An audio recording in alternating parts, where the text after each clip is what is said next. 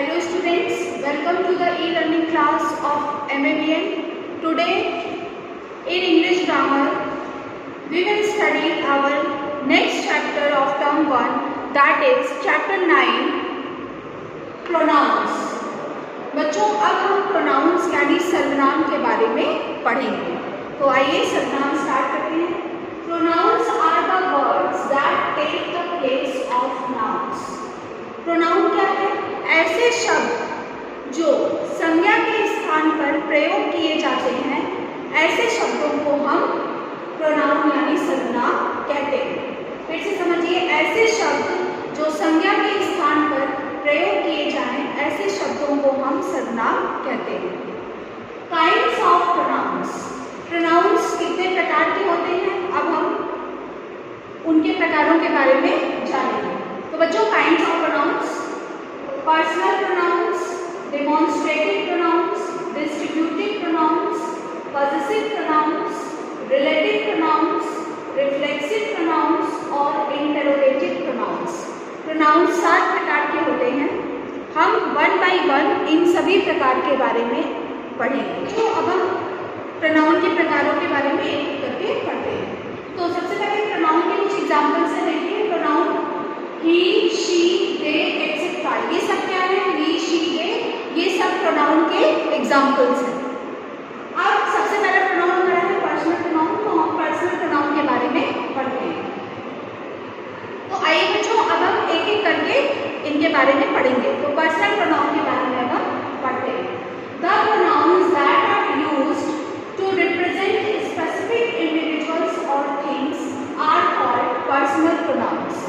Personal pronouns, जिनको कि हम हिंदी में व्यक्तिवाचक या पुरुषवाचक सर्वनाम कहते हैं, ये सर्वनाम क्या होते हैं? ये सर्वनाम ऐसे सर्वनाम होते हैं जो किसी विशेष व्यक्ति या विशेष वस्तु के बारे में हमें बताते हैं। These pronouns stand for 3 persons. इस प्रोनाउन में 3 व्यक्ति होते हैं। ठीक? The person speaking, सबसे पहला व्यक्ति the person speaking. The person speaking का मतलब बोल रहा है, बात करने वाला, जो बोल रहा है। द पर्सन स्पीकिंग, तो द पर्सन स्पीकिंग यानी जो बोल रहा है। पर्सन स्पीकिंग में क्या क्या होगा? आई, वी, अस, मी, एक्सेट्रा, ये सब द पर्सन स्पीकिंग है। Next, second person, the person spoken to. Spoken to मतलब जिस स्पोकन टू का मतलब होता है जिससे बात की जाए। स्पोकन टू का मतलब होता है जिससे बात की जाए। इसमें कौन आता है? यू। यू, जैसे हम आपको कह रहे हैं तो you. And the person spoken about, और तीसरा है द पर्सन स्पोकन अबाउट, यानी जिसके बारे में बात की जाए उसको कहते हैं द पर्सन स्पोकन अबाउट। इसमें कौन कौन आएगा? He, she, they, him, her, them, it, etcetera, ये सभी द पर्सन स्पोकन अबाउट में आते हैं।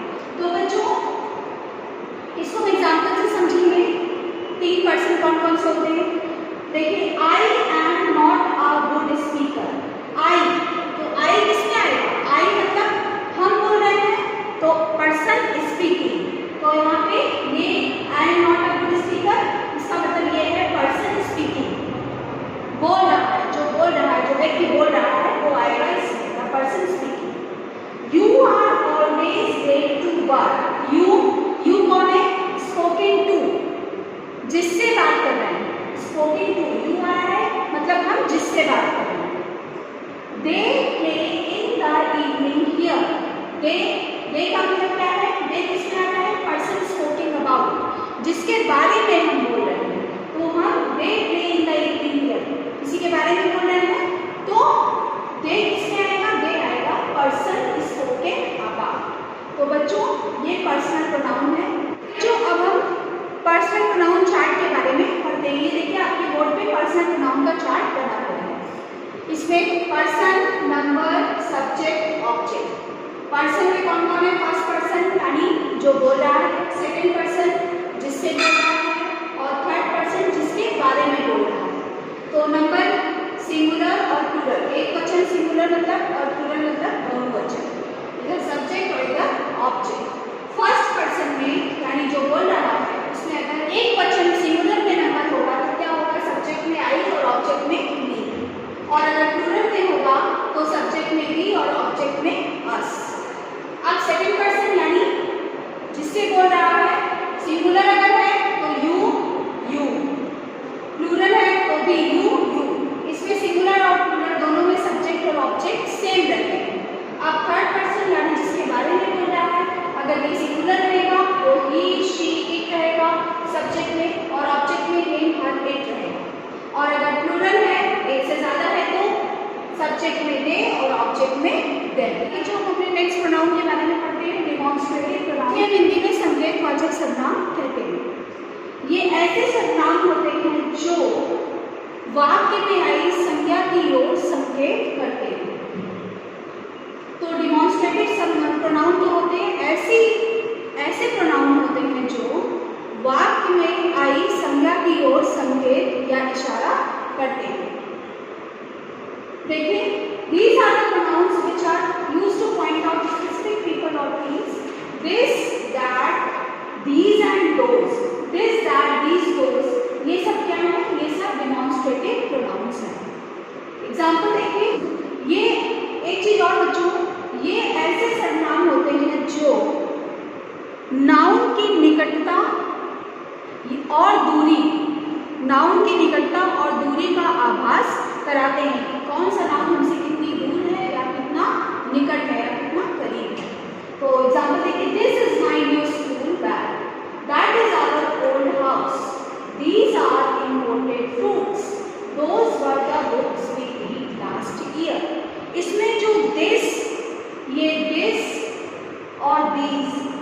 दिस और दीज जो हैं ये हमें निकटता बताते हैं। निकटता मतलब कि कोई चीज हमारे कितने पास है। और दैट और दोज, ये जब हम दूरी की बात करते हैं तो हम दैट और दोज का इस्तेमाल करते हैं, और जब हम करीब की बात करते हैं यानी निकटता की बात करते हैं तो हम दिस और दीज का इस्तेमाल करते हैं। अब बच्चों नेक्स्ट हम आते हैं डिस्ट्रीब्यूटिव प्रोनाउन, जिसको कि हम हिंदी में विभाग सूचक या विभागवाचक सर्वनाम कहते हैं। ये क्या होते हैं? देखिए, these are the pronouns which refer to one person or thing at a time. एक समय में ये प्रोनाउन दो या दो से अधिक वस्तुओं या व्यक्तियों में से एक को अलग अलग सूचित करने के लिए प्रयुक्त या प्रयोग किए जाते हैं। आगे देखिए बच्चों, each, either, neither, none, etc. are distributive pronouns. Each, either, neither, none, ये सब क्या है? ये सब हमारे डिस्ट्रीब्यूटिव प्रोनाउंस हैं। बच्चों अपनी बुक में देखिए page number 33, either and neither are used. Either और नाइदर ये जो होते हैं ये कब इस्तेमाल होते हैं? In case of two persons और थिंग्स। जब हम दो व्यक्ति या दो वस्तु की बात करते हैं तो हम आइदर और नाइदर का इस्तेमाल करते हैं। वेयर एज, जबकि each and none are used in case of more than two things और पीपल। और ईच और नन का इस्तेमाल हम कब करते हैं? ईच और नन का इस्तेमाल हम उस जगह पर करते हैं जहाँ पर दो या दो से अधिक व्यक्तियों या वस्तुओं की जब हम बात करें तो वहाँ पर जब हम दो या दो से अधिक व्यक्तियों या वस्तुओं में प्रत्येक व्यक्ति या वस्तु की बात करते हैं तो हम ईच और नन का इस्तेमाल करते हैं। एग्जाम्पल देखिए बच्चों, none of them has helped me. ठीक, नन ऑफ देम इसका मतलब है कि हम दो से ज्यादा की बात कर रहे हैं। Each of the cards was fast. Each of the cards यानी यहाँ पे भी हम दो से अधिक कार के बारे में बात कर रहे हैं तो हमने ईच का इस्तेमाल किया है। Either of the workers is sufficient. अब यहाँ पे आइदर है यानी यहाँ पे दो लोग होंगे, हम दो व्यक्तियों के बीच में जब बात करते हैं तो आइदर का इस्तेमाल करते हैं। Neither of the hill stations was full. कोई दो हिल स्टेशन होंगे जिनके बारे में हम बात कर रहे होंगे, इसलिए हमने यहाँ पे नाइदर का इस्तेमाल पढ़ते हैं। पॉजिटिव प्रोनाउंस क्या होते हैं? These are the pronouns which show the ownership or belongingness of a person or a thing. किसी चीज पर या किसी व्यक्ति पर हमारा अधिकार हो, जो चीज अधिकार बताए, ऐसे जो शब्द हमें अधिकार बताते हैं, ऐसे शब्दों को हम क्या कहते हैं? पॉजिटिव प्रोनाउन कहते हैं।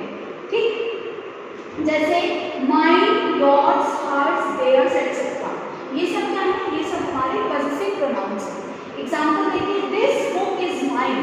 माइन, यह किताब मेरी है। तो माइन यहाँ पे क्या है? माइन यहाँ पे पॉजिटिव प्रोनाउन है। ठीक, तो अब हम अपनी नेक्स्ट प्रोनाउन के बारे में पढ़ते हैं, रिलेटिव प्रोनाउन। प्रोनाउन क्या होते हैं?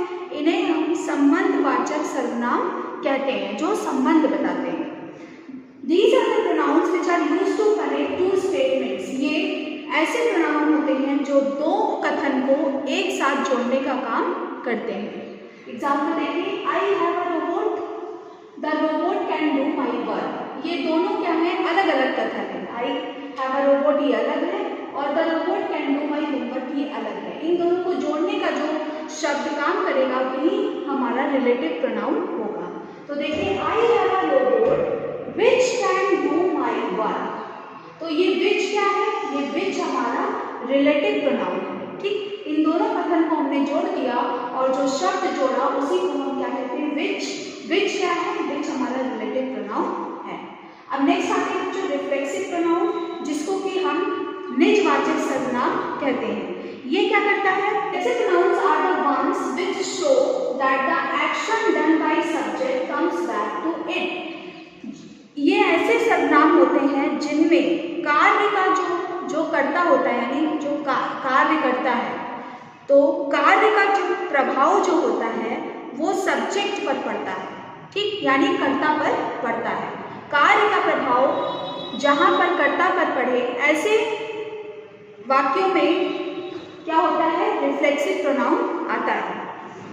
इसे दर्शाने के लिए जो प्रोनाउन का प्रयोग किया जाता है, ऐसे प्रोनाउन को हम रिफ्लेक्सिव प्रोनाउन कहते हैं। हिमसेल्फ, हरसेल्फ, योरसेल्फ, देमसेल्व्स, ये सब क्या है? ये सब हमारे रिफ्लेक्सिव प्रोनाउंस हैं। We can have reflexive pronoun by adding. Reflexive pronoun हमें क्या जोड़कर मिल सकते हैं?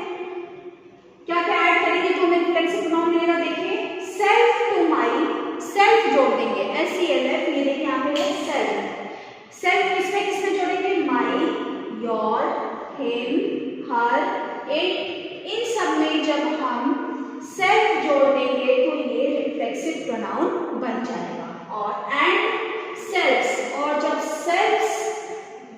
सेल्फ जोड़ेंगे या सेल्फ जोड़ेंगे, दो ही चीज जोड़नी है, तो self, my, your, himself, him, her इसमें जुड़ता है, और सेल्फ किसमें जुड़ता है? आवर, देम, योर, इन सब में हम सेल्फ जोड़ते हैं।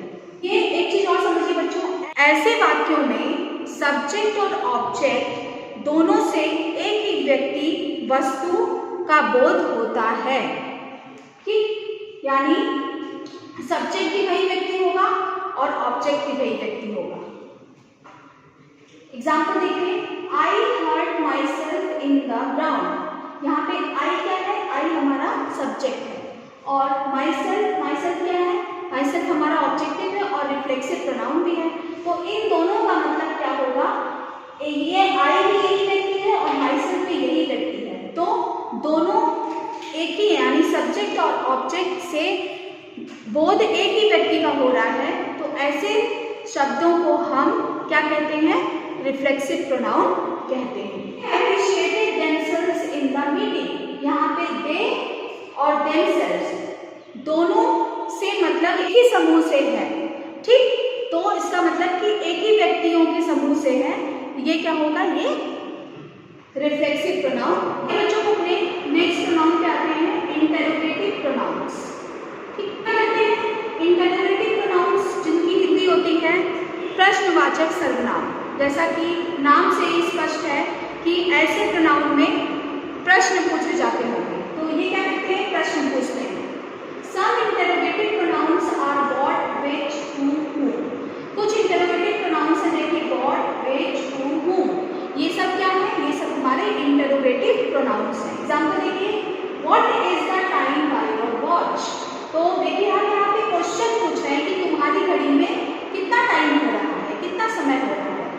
व्हाट क्या है, ये हमारा इंटरोगेटिव प्रोनाउन है। नेक्स्ट देखिए, which is your favourite colour, तुम्हारा फेवरेट कलर, पसंदीदा रंग कौन सा है। तो हम क्वेश्चन पूछ रहे हैं, ये विच क्या है, यहाँ पे विच हमारा इंटरोगेटिव प्रोनाउन है। बच्चों, आपने 7 प्रकार के प्रोनाउन के बारे में पढ़ा। आप इस वीडियो को ध्यान से सुनिएगा, समझिएगा और बुक के पीछे जो भी एक्सरसाइजेज दी गई हैं उन्हें खुद से करने का प्रयास करिएगा।